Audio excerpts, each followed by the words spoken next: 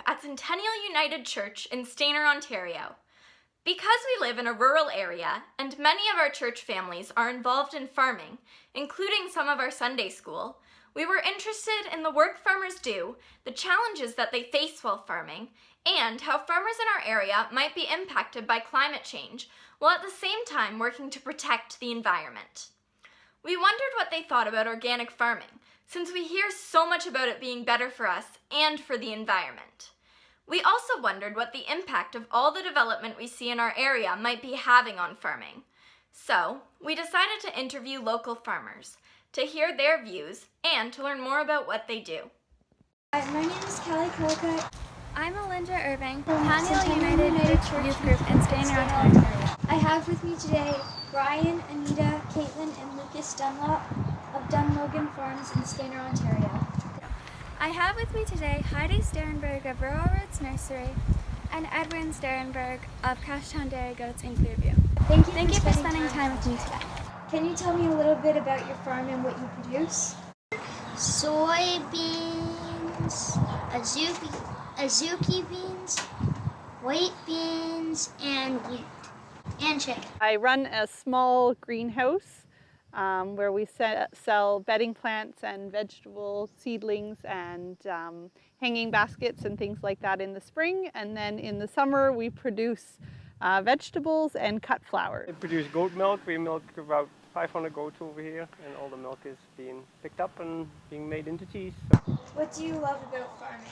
I like that I can ride with my dad, and I like being outside. You get to work with your family. I love seeing things grow. So when you're growing crops, you get one chance per year.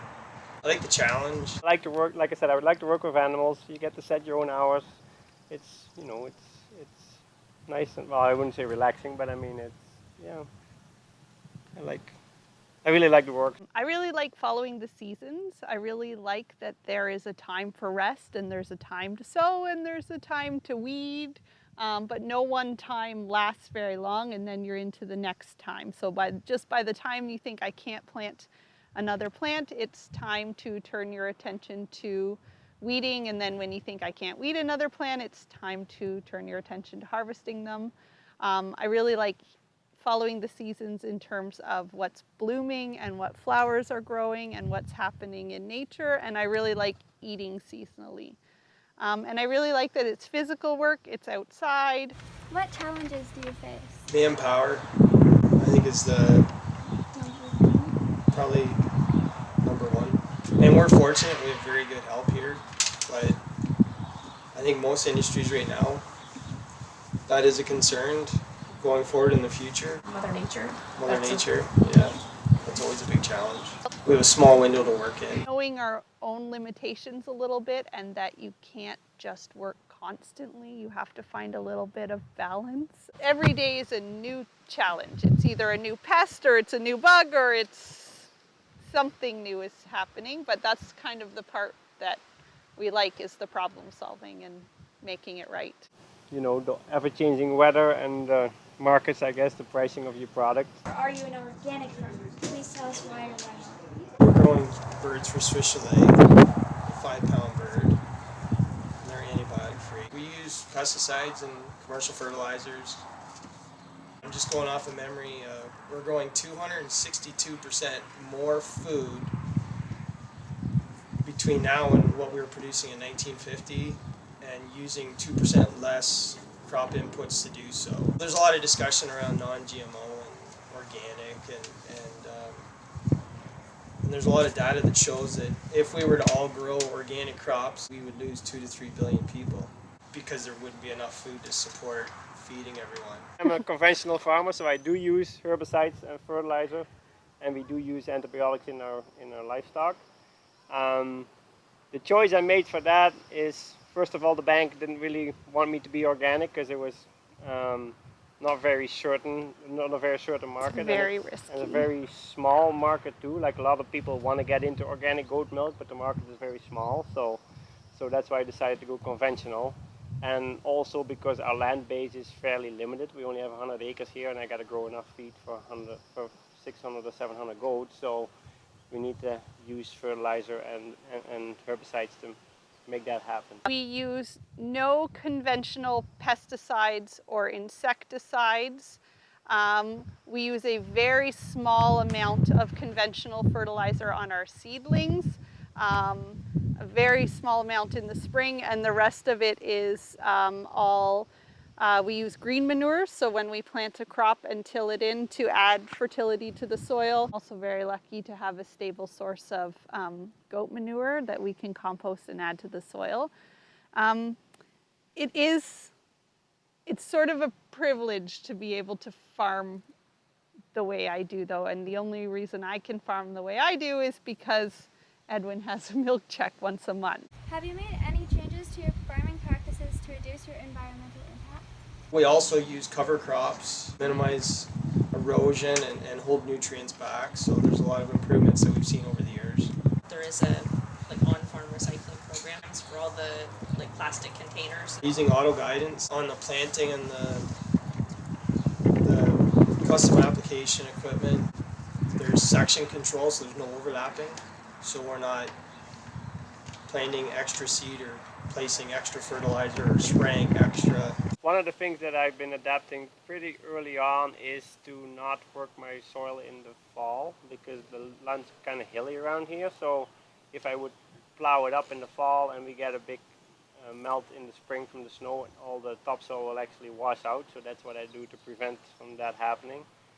Other than that, of course, we do use herbicides and fertilizer, but we try to, limit it as much as we can. We don't want to use it willy-nilly because first of all, it's pretty expensive and it's not good for the environment if you overuse it. So that's why we do take the soil samples to make sure that we don't put more on than that we have to. So. I'm slowly using more and more landscape fabric, and I did a lot of research over a long period of time. We use drip irrigation where we can because it's much more effective. We are definitely seeing pests moving in, new pests, and for longer periods of time. So we use a lot of insect blankets to keep them off so that we don't have to spray. What do you think about the development of the land for housing and uses other than farming? Yeah, I'm not crazy about that one, especially prime farmland and especially for large developments. But people have to live somewhere, so I'm glad I'm not the one who has to make those decisions, that's for sure. On the one hand, of course, it seems kind of nice when you're ready to retire and some project developer comes and offers a lot of money for your land, but I mean, like Heidi said, this land is not going to come back after once you put houses on it, so everybody wants development, but nobody wants it in their backyard. This is our backyard. This is where we farm. We can't farm in the city, so if you're moving our backyard, this is what we do, and we'll respect your space and we'll respect our space. We're here. We're going to grow crops. So. What impact will such development have on the future? Well, it's going to be pretty tough. Like if Blythe's going to take the farm over, she has to compete with developers that are offering a lot of money for your land. That makes it pretty tough for young people to get in. It's hard enough as it is nowadays, and that's not going to make it any easier. It also forces far fewer farmers to produce far more food on less land. And efficiency is wonderful, and efficiency is why we have more food security and safer food than at any time in human history. But there becomes a point where efficiency is too much. And it puts a lot of pressure on. I mean, only 3% of Canadians are involved in farming now, and that's part of the problem, is that so few Canadians have ever even set foot on a farm or know anything about farming at all. It seems everyone, especially with COVID now, we've got new buyers in the area that want to be living in a rural setting, and we've had cases where we're working late at night and we've got abutting neighbors that have complained about noise or or the lights or the odor. What can we as youth or even the general public do to help support your farm? Buy local is the short answer to that. So By seasonal. So one of the things that blows my mind is when you go into the grocery store, and we live 10 minutes from an apple co-op, and you go into the grocery store in September, which is prime apple season in Ontario, and the apples are from Chile or New Zealand. Eat local. That's one of the things, I guess. Support locally.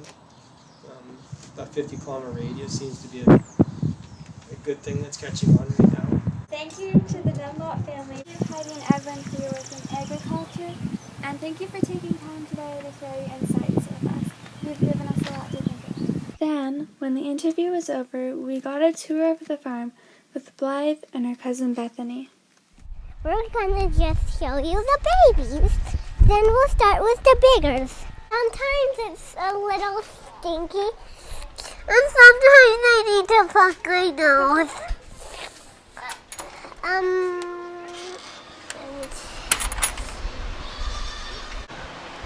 These are boys. These goats are girls. And big goats go this way. And there's some big goats here. These are mediums. All of these are like teenager goats. Wait. Yes. He will. It goes all the way back there to the other barn. Gang expands in the back. This metal is for goat pens. All right, it's milking time in the barn. So now we move on to where who's having birth. These goats, yes, they're giving birth. Yes, but it ended up with babies. And all these goats get to milk now. Sometimes we get to see the babies and they end up somewhere. It's called the goat nursery. And this is also the goat's food. We can get up here, but it's hard to push it. We can't. It's our hard labor every morning. And we also got to help Caitlin and Lucas place their chicks in their barn.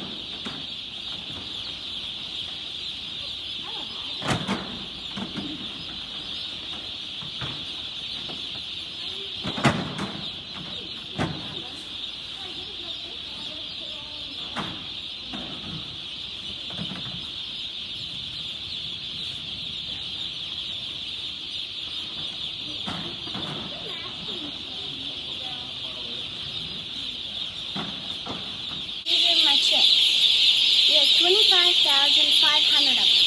And these are the birds that you can get to show it.